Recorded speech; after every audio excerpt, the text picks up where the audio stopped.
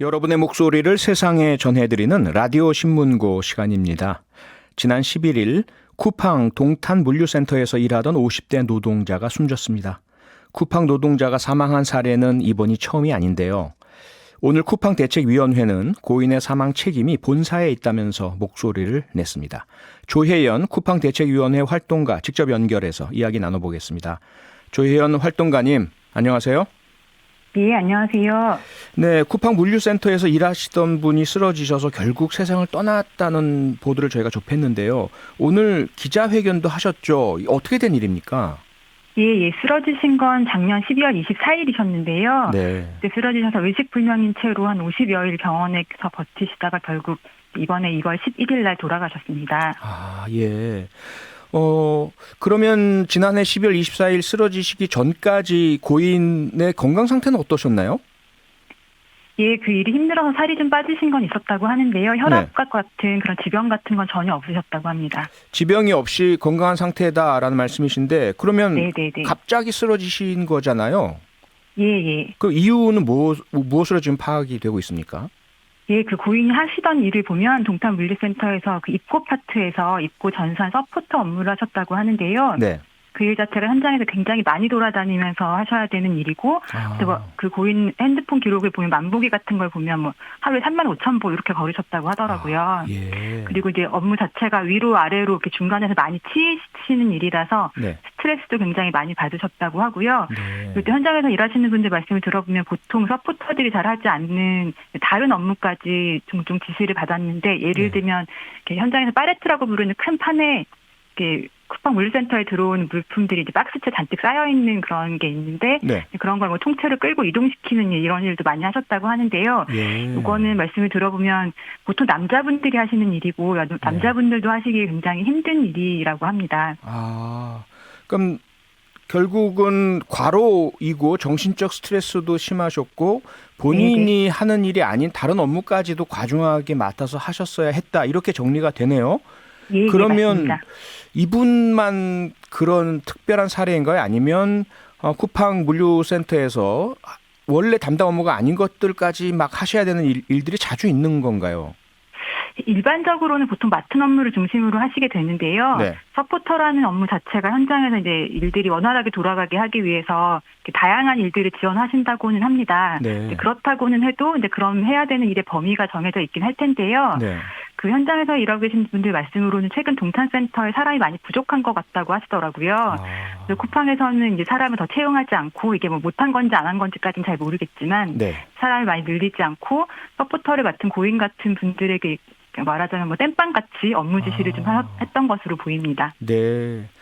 그러면 이게 사고도 아니고요. 평소에 건강하셨던 분이고 갑자기 쓰러지셨다면 뭔가 조금 이렇게 어지럽거나 가슴이 아프시거나 그런 증세들이 좀 있으셨을 것 같은데 빠른 대처가 이루어졌는데도 결국 사망을 하신 건가요? 대처는 어땠습니까? 예, 이게 지금 유족분들이 굉장히 이제 강하게 안타깝게 말씀하시는 부분인데요. 네.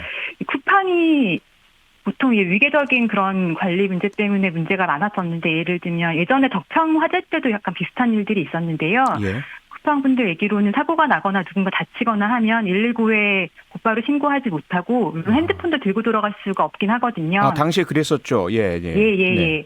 일반 분들은 핸드폰도 없으시고, 네. 119 신고를 하려고 하면 일단 현장 관리자한테 말을 해야 되고, 현장 관리자는 조금 더 높은 또 매니저한테 이야기를 해야 되고, 매니저들은 또 보건팀에 얘기해서 보건팀 담당자가 119를 부를지 말지 이제 확인을 해야 부를 수 있다고 해요. 네. 그래서 쿠팡에서는 부인하고 있기는 한데, 네. 목격자분들 증언과 이제 소방 기록 받은 것들을 종합을 해보면, 네. 고인이 두통, 메스꺼움 같은 전조 증상을 호소하면서 얘기를 하신 거를 목격자분들이 본 지 이후로 최소한 20여 분이 지난 다음에서야 119에 신고가 이루어졌던 걸로 보이고요.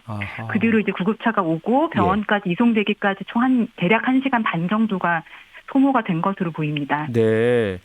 쿠팡에서는 그런데 근무 장소 15m 이내에 휴대폰 소지 팀 캡틴 상주하고 있었고 즉시 119 신고를 했는데 코로나19 상황 때문에 인근 병원에서 진료가 어려워져서 다른 병원 이송하느라고 시간이 넘게 걸린 것이지 신고가 늦었다는 건 허위다, 이렇게 주장을 합니다. 네, 병원까지 가는데도 물론 시간이 좀 걸렸던 건 사실인 것 같긴 한데요. 예. 신고가 될 때까지도 동료분들 말씀으로는 이제 주변 분들한테 관리자분도 그때 와 있고 이런 상황에서 네. 119에 신고를 해달라고 고인이 의식이 있으셨을 때까지는 그런 이야기도 하고 그랬을 때도 아하. 확인을 받아야 된다면서 기다렸고, 그래서 보건 담당자가 오고 있는 사이에 네. 상황이 점점 심각해지니까 동료분들이 빨리 신고해야 되지 않느냐고 이렇게 항의를 하셔서 네. 그제서야 했다고 합니다. 네, 너무 안타까운 사고인데요. 네. 지난해 12월 24일에 쓰러지셨다면 돌아가실 때까지 50일 정도 그 시간이 있었지 않습니까? 그 기간 네네. 동안 그럼 쿠팡 본사는 어떻게 대처를 해왔습니까? 병문안을 온 적은 한 번도 없다고 하고요. 아. 주로 이제 병원에 많이 계셨던 유족인 언니분에게만 몇 번 연락이 와서 상황을 물어본다던가 하는 게 다였다고 합니다. 네. 보상이나 공식 사과 이런 것들은 있었고요.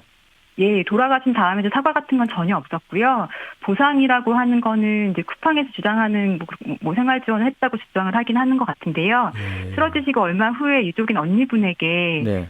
돈을 보내주겠다고 신분증을 확인을 해달라, 그러니까 이런 요구를 했다고 해요. 아하. 그래서 언니분께서 일단 거부를 하셨고, 네. 그랬더니 이제 고인의 통장으로 한 석 달치 정도의 월급을 보냈다고 하더라고요. 석 달치 월급이요? 예. 그게 다였고, 그건 일단 쓰지 않고 그대로 두고 계시다고 하고요. 그 네. 외에는 전혀 없었다고 합니다.